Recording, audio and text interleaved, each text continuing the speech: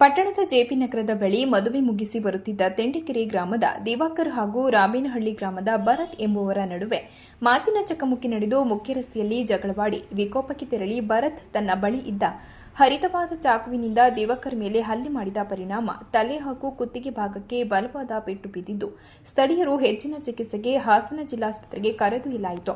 ಮಾಹಿತಿ ತಿಳಿದ ತಕ್ಷಣ ಪಿಐ ರೇವಣ್ಣ ನೇತೃತ್ವದಲ್ಲಿ ಆರೋಪಿಯನ್ನ ಜೆಪಿ ನಗರದಲ್ಲಿ ಬಂಧಿಸಿ ಆರೋಪಿಯ ಮೇಲೆ ಪ್ರಕರಣ ದಾಖಲಿಸಲಾಯಿತು. ಈ ಹಿಂದೆ ಆರೋಪಿ ಸಣ್ಣಪುಟ್ಟ ಗಲಾಟೆಯಲ್ಲಿ ಭಾಗವಹಿಸಿ ಈತನ ಮೇಲೆ ಹಲವಾರು ಪ್ರಕರಣ ದಾಖಲಾಗಿದೆ ಎಂದು ತಿಳಿದು ಬಂದಿದೆ.